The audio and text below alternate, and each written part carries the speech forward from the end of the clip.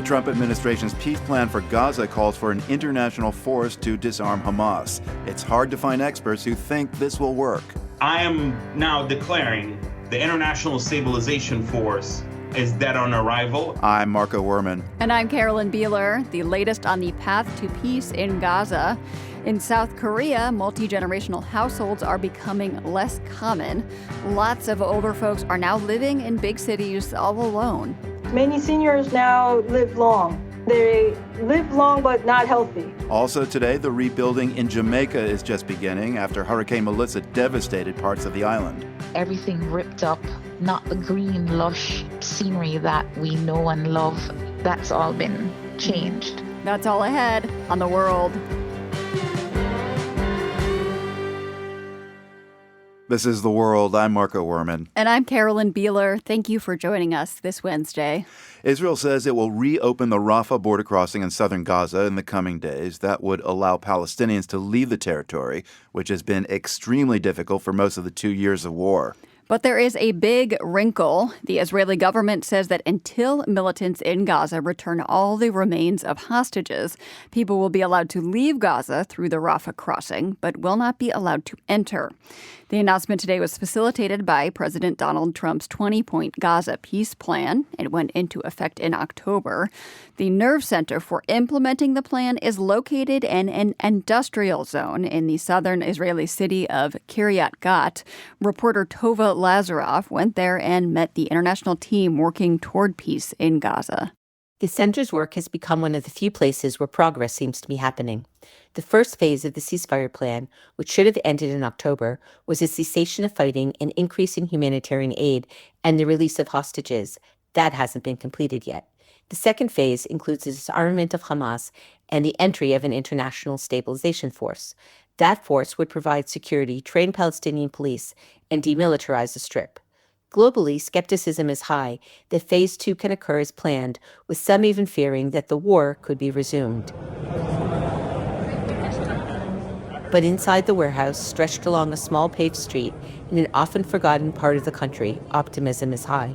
The American Army's U.S. Central Command and the Israeli Army are the main actors at the center. CENTCOM's Captain Tim Hawkins explains how the center is working now. Its primary focus is in two areas. One is to coordinate the flow of humanitarian assistance, coordinate the flow of logistical support, and coordinate the flow of security assistance into Gaza. And secondly, help monitor implementation of the ceasefire. The monitoring work includes real-time drone footage, Hawkins says.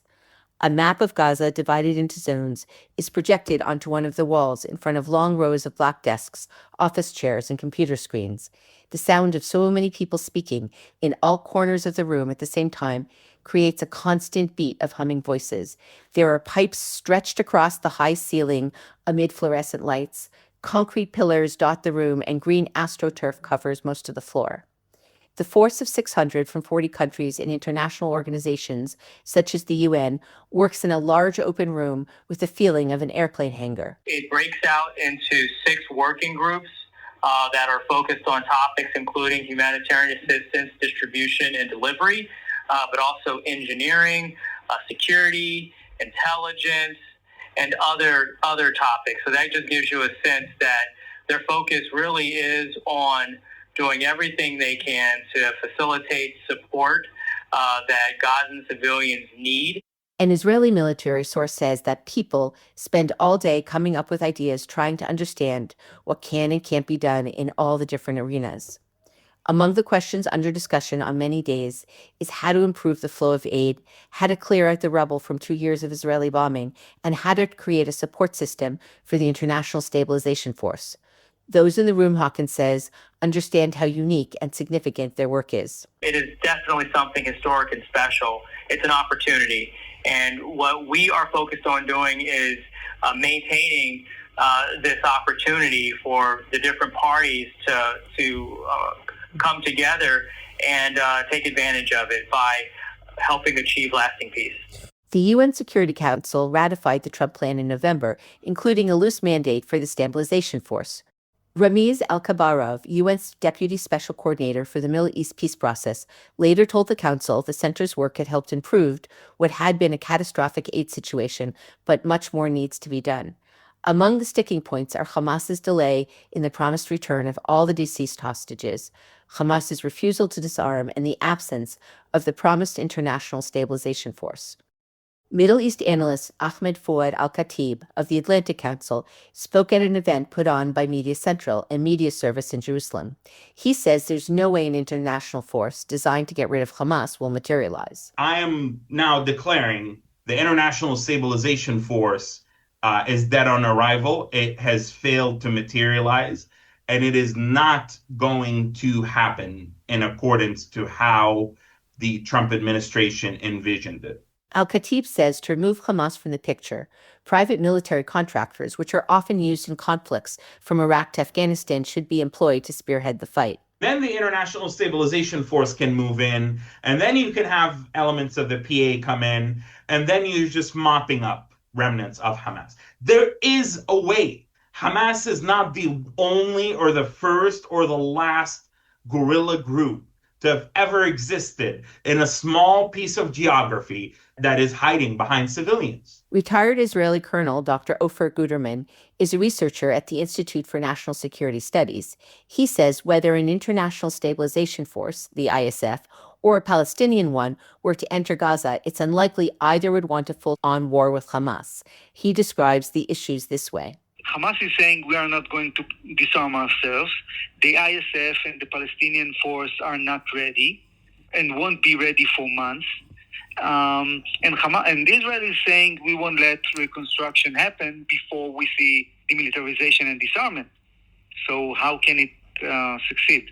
Guterman says what's likely to happen is what he calls the Berlinization of Gaza. If Trump's administration is pressing to move on, but Hamas doesn't agree to move on, then I refer you to clause 17 in the 20 points agreement, which says that in the case that Hamas doesn't agree to move on with the plan, then the plan can move on without Hamas. This scenario, says, would create a division, not unlike what occurred with Germany after World War II, when Berlin was split between East and West. Hamas would remain in control of the territory it now holds, about half of Gaza, where effectively little could happen.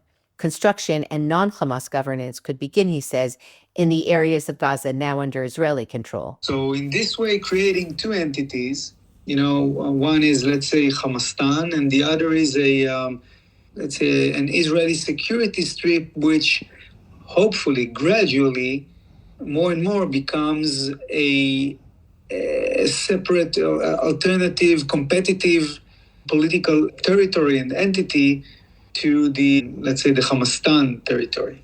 And eventually, he says, that territory would be transferred to a future international stabilization force, which would allow Palestinians to begin rebuilding their homes and businesses in Gaza. For The World, I'm Tova Lazaroff in Jerusalem.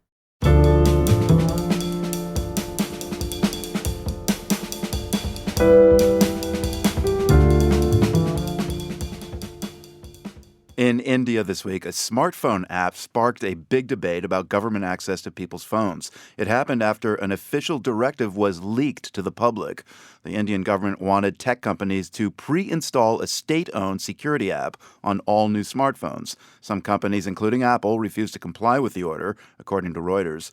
Now the government has signaled it might back down, but the reaction to all of this has yet to cool off. Pratik Awagre is a tech policy researcher based in Bangalore.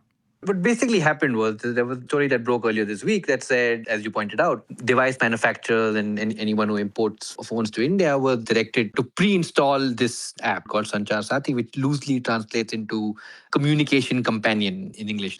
And the application itself now has been around since earlier this year, and it's meant to be a service where you're able to report fraudulent calls, you're able to check if there are other phone numbers registered under your name, you're able to check the validity of your IMEI numbers and a couple of other features, a lot of which is also on the website today.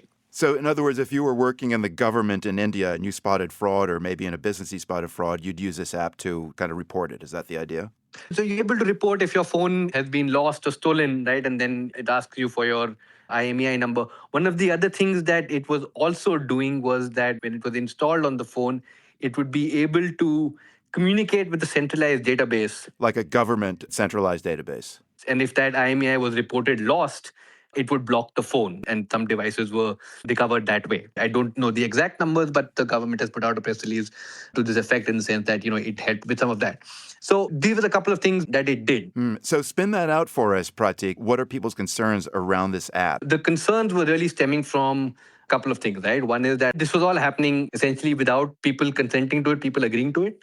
At one level, there was this concern about being forced to have an app on your phone and the risk or the potential privacy risks it would have. The second layer of that was about the precedent it sets, in the sense that now you're essentially saying that the state can say, hey, these are the apps you need to have on your phone. And once you open that door, what other apps can be mandated that way also is a question mark, right? Or in terms of whether this app itself at some point could be updated to do more, to track more things. Now, we don't have, I think, in the public domain, a really good teardown of this particular application and how it works today. But just in terms of once it's on your phone and you can't remove it, then in the future, what other features or what other abilities can be added to it where people would not be able to remove it, right? A lot of this stemmed from this belief that it was something that couldn't be removed. And look, the other thing is also in terms of, like we were discussing, that there is a sense now that there is a step back, right? So there's been a press release that's come out, but the order itself hasn't, as of now, been formally revoked. So this government order, as I said, was leaked. Is there a sense that the government was not ever going to let the public know, or that eventually they would let the public know that this app has been pre-installed on people's phones? Partly speculative there in the sense that, look, the app would be visible, right? So it's not like the app was invisible or people would not see it on the phone, right? You would know that the app is on your phone. Right. But just in terms of the procedure of how the order was issued, it's not clear whether there was ever an intention to publicly state that they've done this. There might have been. Now, again, the way things played out was that it was reported one day and there was a press release the next day. Now, we can only speculate whether the press release was already scheduled or whether it was done in response to the report going out. So there's a question mark there. But there is sometimes a tendency to not report some of these things in the public domain and just issue these orders. And then you often find out when someone leaks the order or it gets reported in the press.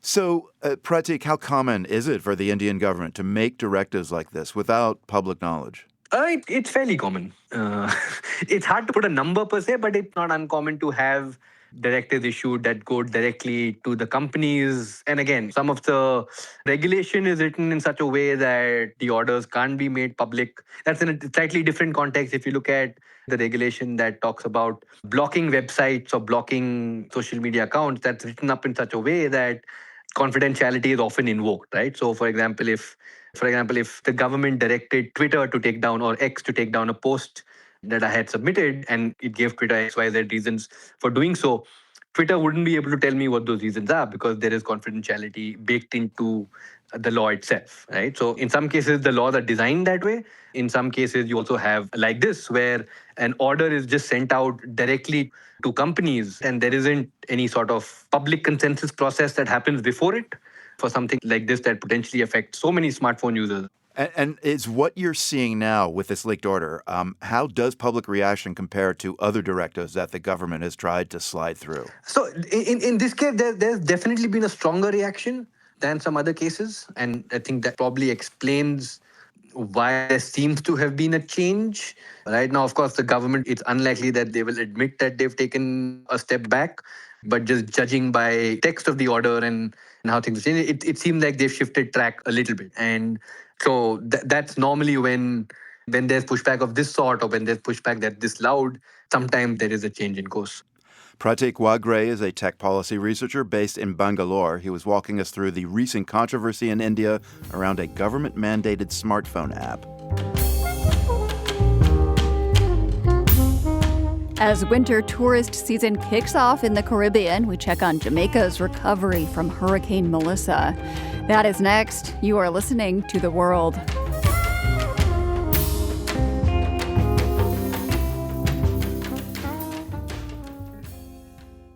The World Bank and International Monetary Fund are stepping in to help Jamaica with nearly $7 billion in assistance for the ongoing recovery after Hurricane Melissa. The late October storm was one of the strongest on record in the Caribbean. It triggered devastating floods and killed more than 100 people across the region. Thera Edwards is a lecturer at the University of the West Indies. There's pretty much a divide across the island, in terms of east and west.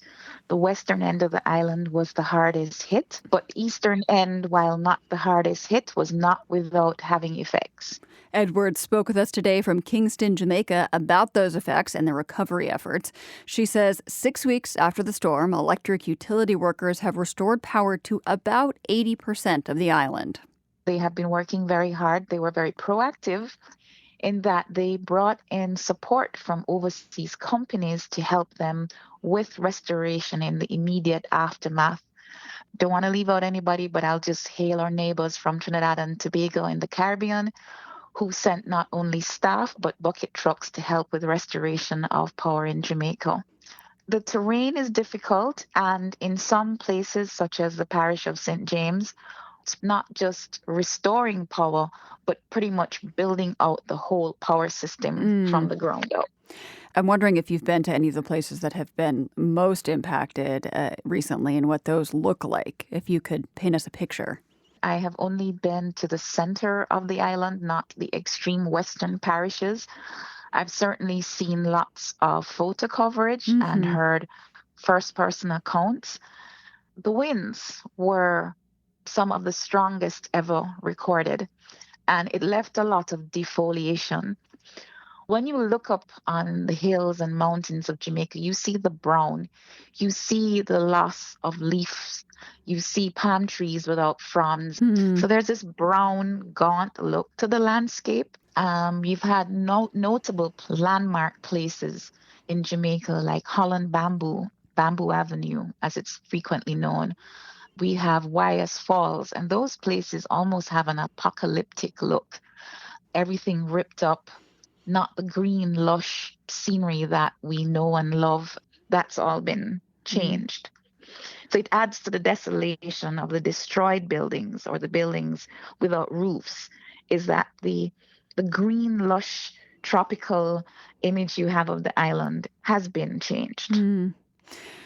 Do you know how many people are not able to live in their homes and are, unsheltered or staying with friends or families or in shelters?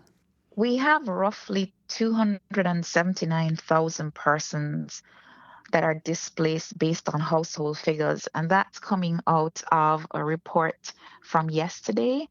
So that's a lot of people still not in their homes. That's a lot of people.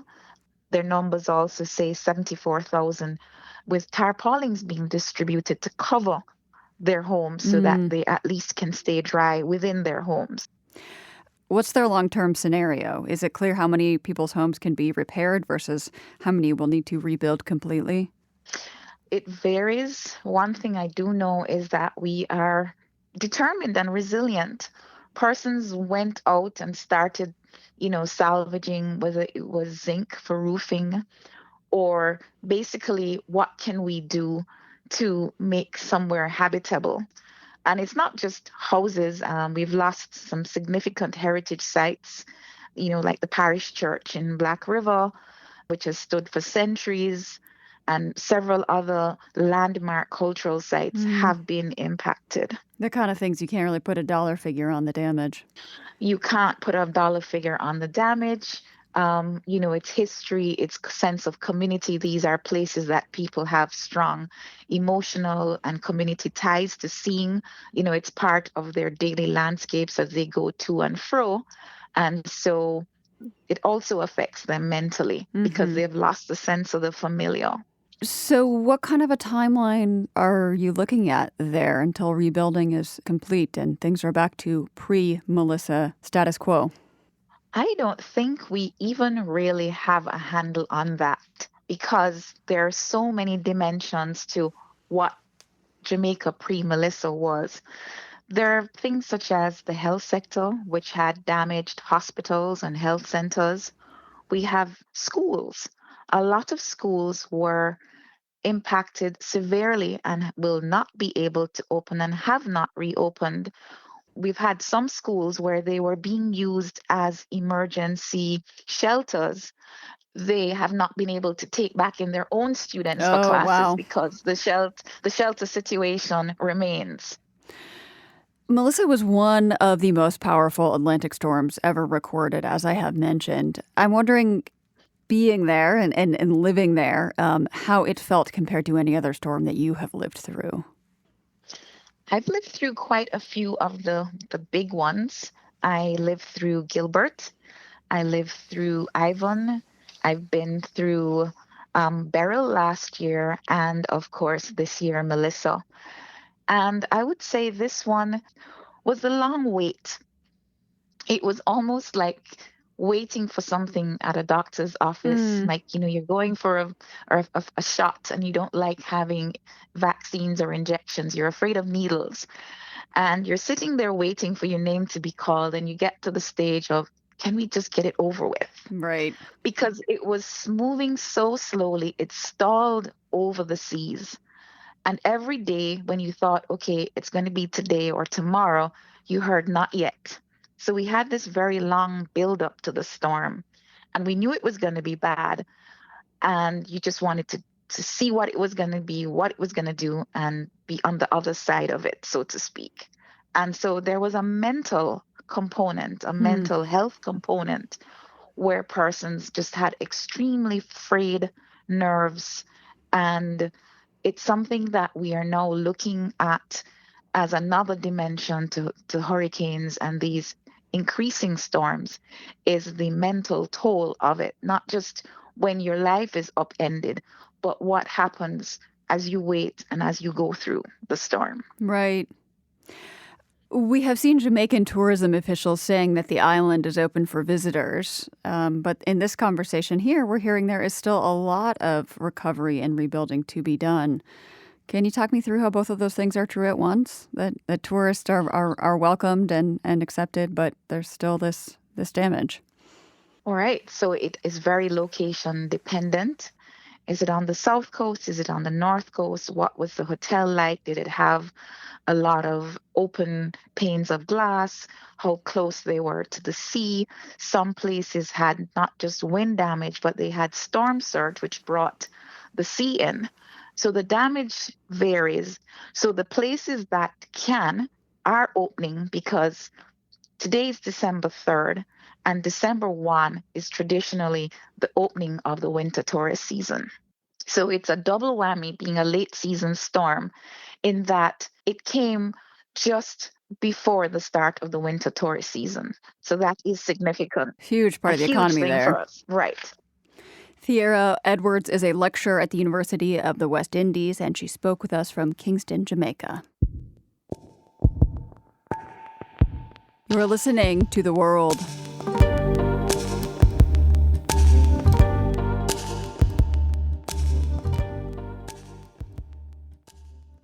Authorities in China are trying to create a new super region. The idea is to connect a cluster of big cities, including Hong Kong and Macau, into one huge integrated economy.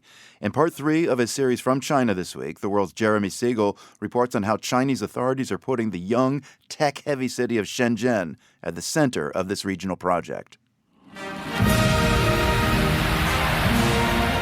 When Chinese leader Xi Jinping entered a grand arena for the country's 15th annual national games in November, a kind of local Olympics in China, there was something different in the air.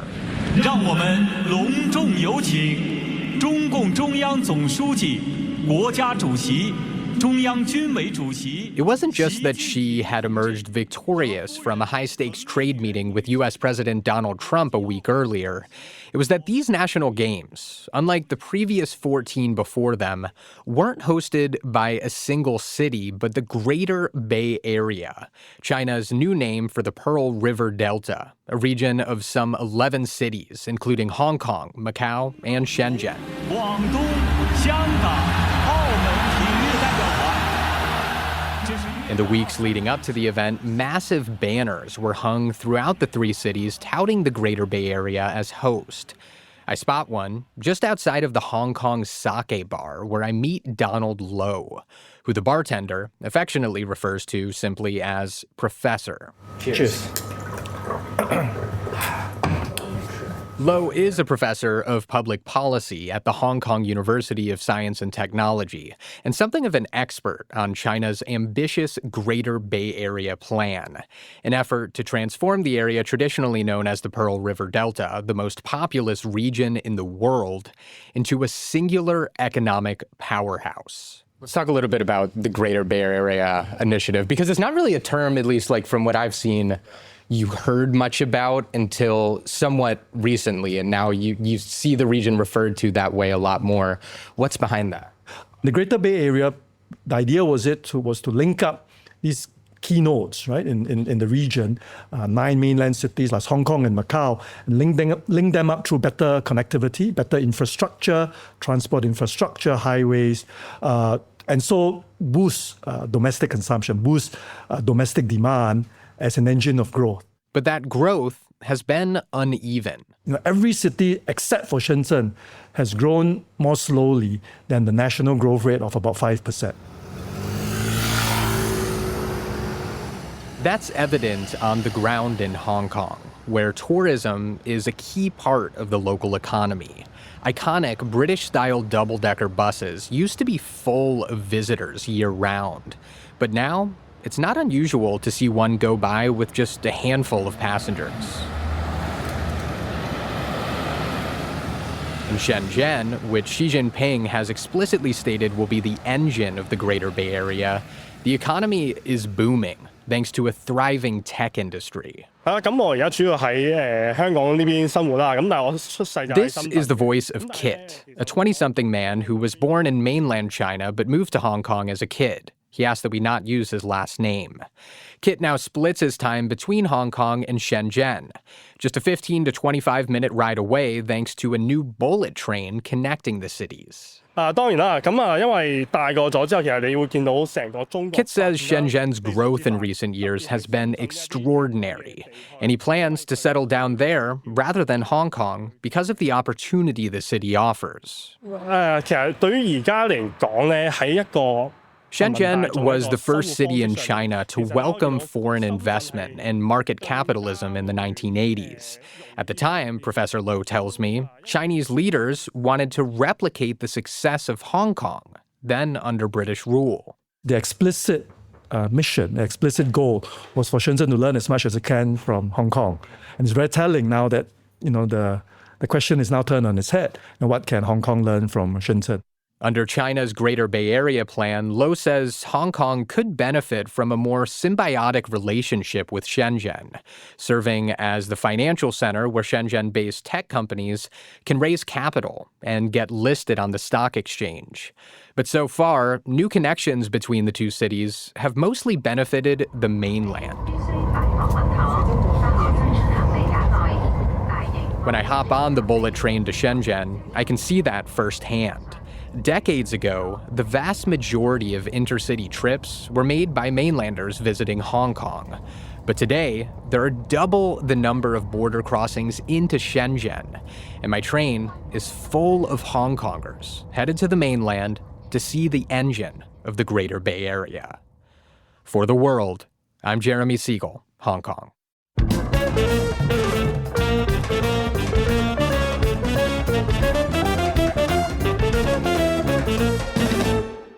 Pig farmers in northeast Spain are on high alert. There's been an outbreak of African swine fever among wild boar in the woods around Barcelona. This is the first such outbreak in 3 decades. The virus is deadly for swine. If it spreads to domesticated hogs, that could decimate Spain's multi-billion-dollar pork industry. The World's Jerry Haddon has our story from Barcelona. At least 50 wild boar have been found dead, 9 of them confirmed killed by the high fever brought on by the African swine virus.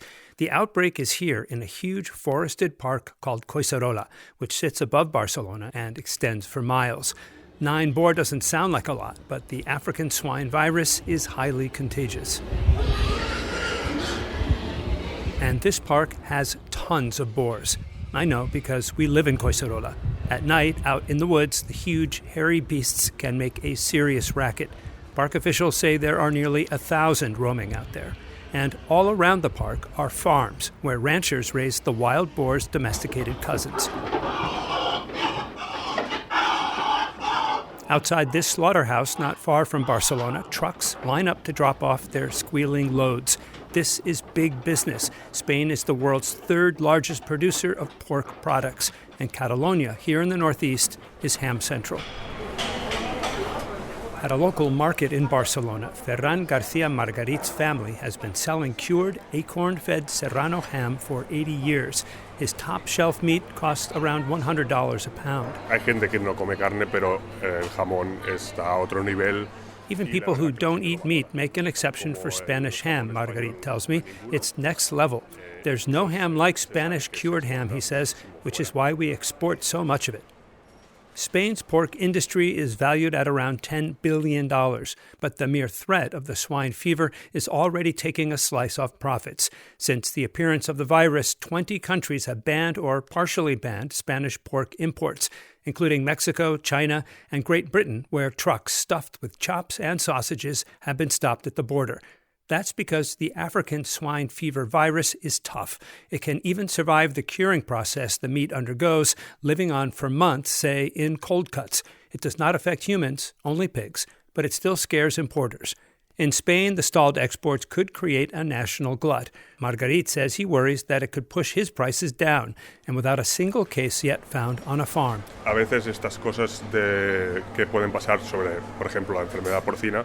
Things like this outbreak can happen, he says, but people get overly scared. We're talking about just a handful of cases, and it's far from a given that the disease will reach domesticated pigs. The government isn't so sure, and it's called in the army to help.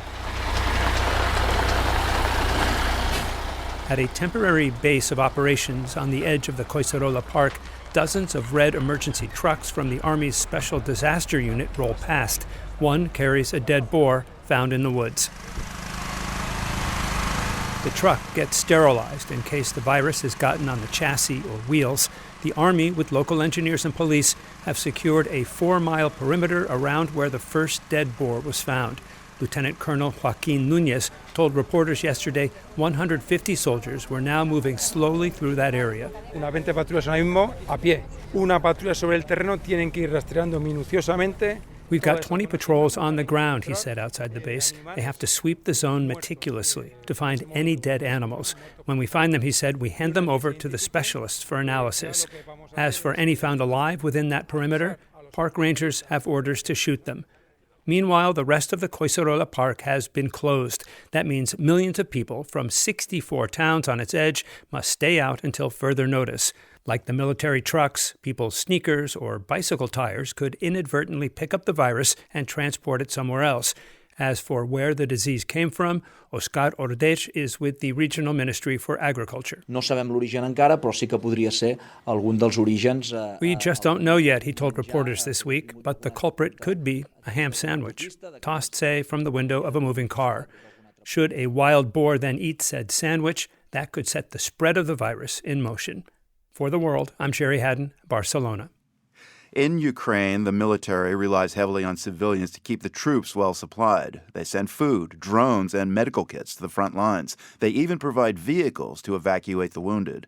Reporter Emily Cohen traveled with a volunteer convoy delivering donated ambulances to Ukraine. She met one woman for whom these missions have become a kind of calling.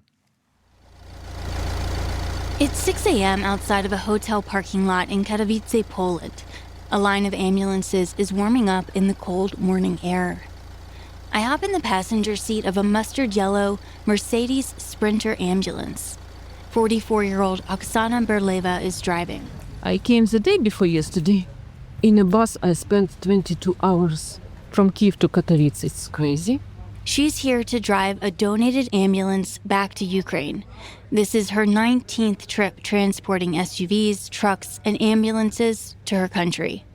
But when the war started nearly 4 years ago, she didn't imagine this would be her role.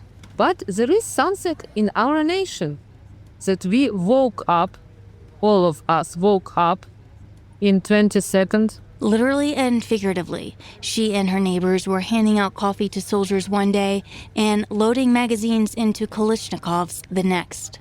They stood near my house. I gave them coffee, and they thought everything this because they didn't know how to do it. They were in every village, in every house, big house with flats.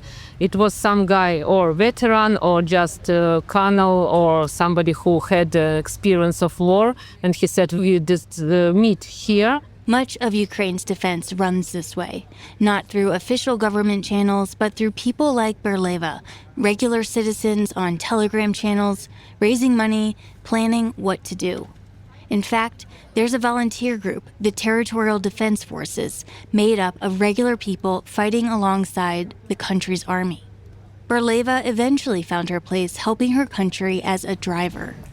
Usually, the most popular requests for volunteer drivers in Ukraine is, we go tomorrow, can you? This time, she got a few hours' notice.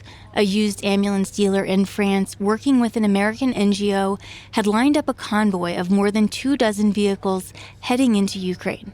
She grabbed a backpack, her phone charger, and cigarettes. On the road, she relaxes a little. She listens to music, podcasts, her favorite band, Kozak System. She's able to get a few nights of sleep in a hotel without air raid alarms. I am not a shopaholic in my real life. I don't go to shops and everything. But here, when I see that there are no alarms, the mall will not close now, I just walk. Berleva is one of just 2 Ukrainians on this trip, which is a mix of international volunteers, though largely Americans, veterans, former Peace Corps volunteers, curious do-gooders. Most of her missions are small ad hoc efforts organized by Ukrainians themselves. And when she crosses into the EU to pick up vehicles, it's women making the trek with her. Some men are on the war, other men are hiding from the war, and not many guys can pass the border from Ukraine. They are not allowed. It's very difficult to get permission to leave Ukraine. She'll go straight to wherever the car is, sometimes days of travel, just to turn around and drive back. We take my one small car of a woman, 4 or 5 drivers, go to another country, and then one girl lives in this car, and we take 4 other cars to Ukraine, like this. Sometimes we have train, buses, everything, trains, just to reach a country where the car is. It's like a relay race across borders. A car in Germany, Spain, or France, find it, pick it up, drive it partway, and then hand it off. It's often a gamble what condition the vehicles will be in, hopefully good enough to make the long trek back to Ukraine, and then to the east, where they must withstand roads pockmarked with rubble and potholes. Before the war, Berleva owned a coffee shop in Kyiv. Now she's a manager for a cosmetics distribution company. She works remotely, which means she can disappear for a few days to drive across the continent. Her husband is on the front lines in eastern Ukraine. When will you get to see your husband again? I don't know. It's never possible to know. Berleva sighs. But suddenly her eyes light up. She spots a Land Rover. Red Discovery. She has a friend with this same model SUV. He was an influencer of sorts. Driving across Europe and Africa, he collected stickers from the countries he visited. Berleva says his car became a symbol of freedom. It's a disturbing topic. You know, when I drive cars previously, I didn't think about all the things that you ask me. I was just looking around, thinking about other cars. She tells me that before the war, she and her husband had a dream of traveling. We have a small Volkswagen T4 multi-van, which transformed in a bed. It's possible to live in it. And we had some trips on our sea in Odessa, in Carpathians, in Ukraine. And we had a dream to travel around Europe by such van. Where I live in Wyoming, people also chase this dream for powder days and sunsets, calling it van life. For some, it's freedom. For others, van life is the only way to afford a home in a place that has gotten too expensive. Berleva and I are the same age. We've probably scrolled the same photos on social media. Mountain roads, little kitchens with tables that fold out. And he dreamed to have another big car for this to transform to everything. And now when I have such travels, I tell him about which cars I see, what is here. And we dream more and we will go to our trip a little later. Van life, maybe with an ambulance. And he asked me, find some empty car like ambulance but empty to transform it. I say, no, when you be back after the war, we will do everything.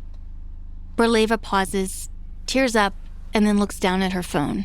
7 minutes. Time passed quickly when we spoke. But thank you that you asked which questions you put me, but it's really hard to realize everything in words and to express it.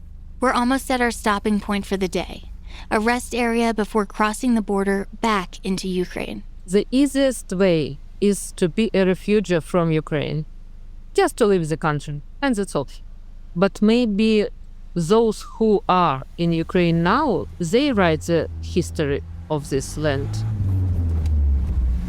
Berleva chooses to drive. It's both her act of hope and a way to experience a taste of van life, a dream on hold for nearly 4 years. For The World, I'm Emily Cohen, Lviv, Ukraine.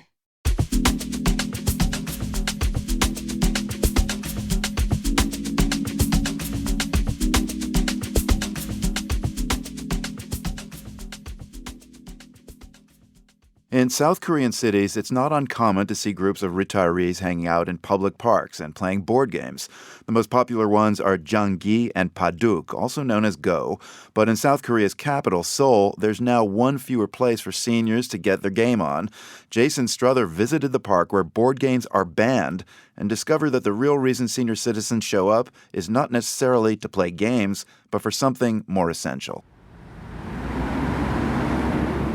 A stone and brick wall with a wide wooden gate separates the city from Tapkol Park, one of the central business district's only green spaces.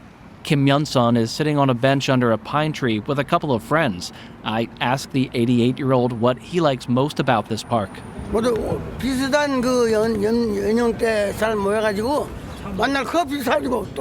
Kim says it's a good place to meet others around his age and have coffee or tea together. He says he and his friends come here almost every day. And that's Tapkol Park's reputation. It's a hangout place for elderly men. It was also known for board game matches that could get a little rowdy. Until recently, that is. This past July, after receiving hundreds of complaints of disorderly conduct, authorities banned playing Paduk and Jangi anywhere near the park. Good riddance, says Kim.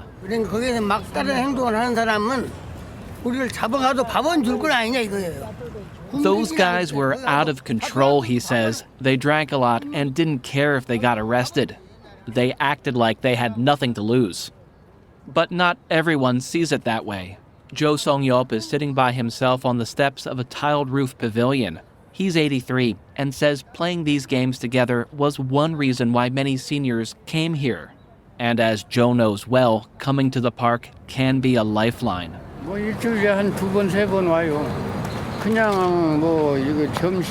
He says he comes here 2 or 3 times a week because there's a soup kitchen nearby, and free packaged lunches are also handed out to seniors. Around 500 people line up for the meals, he estimates. Jo lives alone in a rented room. That's not uncommon for South Koreans in their latter years.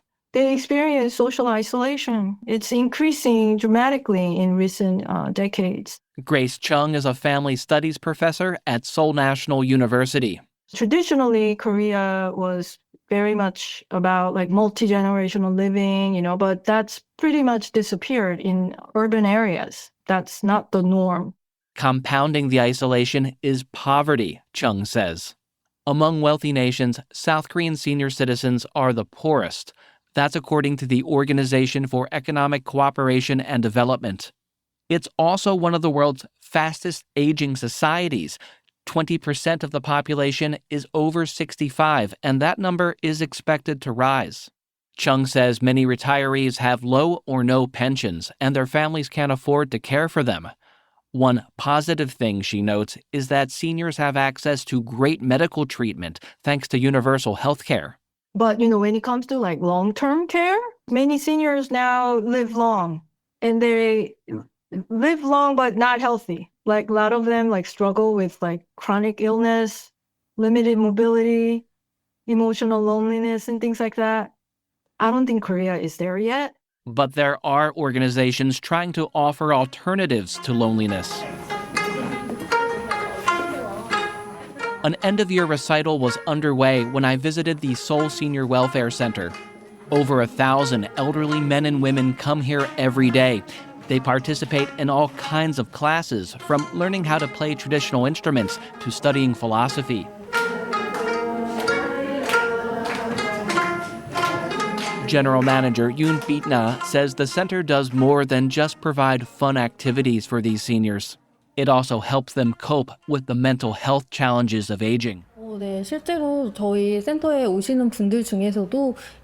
She says some people come here with suicidal thoughts. They're struggling with financial pressure or having difficulty caring for a spouse.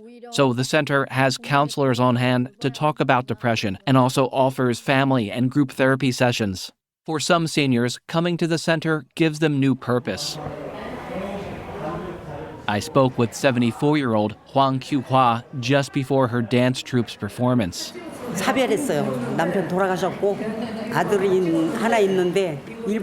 She says her husband died about 10 years ago and her son lives in Japan. If I were home alone, she says, I'd skip meals. But here, I always eat together with friends, and the food in the cafeteria is pretty good too. Others come here for the games. In one room at the center, dozens of men sit around tables playing what else but paduk. They're placing white and black marble pebbles on their boards. I asked one of the players, 80-year-old Jo Young-song, if he ever played these games at Topgol Park.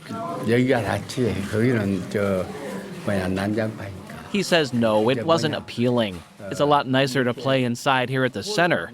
At the park, people were just playing on the street, and it was chaos. The chance to play is enough to bring some seniors here. But still, the chance to just not be alone is enough for others to spend their days at Topgol Park, even without the games. For The World, Jason Struther, Seoul.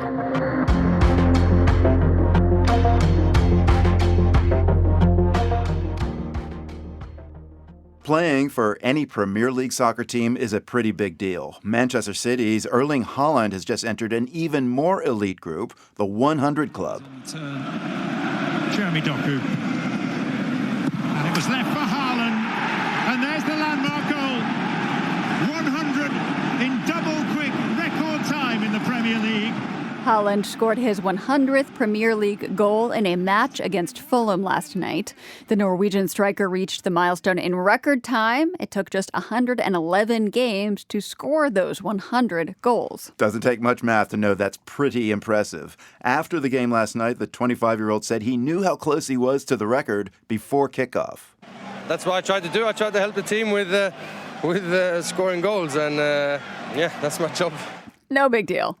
Haaland has scored some of those goals off of his right foot. More of them have been headers. Which is no surprise because he's 6'5", but most of those goals, 71 of them, came off of his left foot. The lefty has helped Man City win lots of games, and he has done well for his home country of Norway, too. Norway's national team has qualified for next summer's World Cup for the first time since 1998. Many fans credit Erling Haaland for leading them there. And that's going to do it for us today. The World is produced by GBH and PRX, broadcasting weekdays from the Nan and Bill Harris studio in Boston and from the Department of Communication at UC San Diego. Find us online anytime at theworld.org.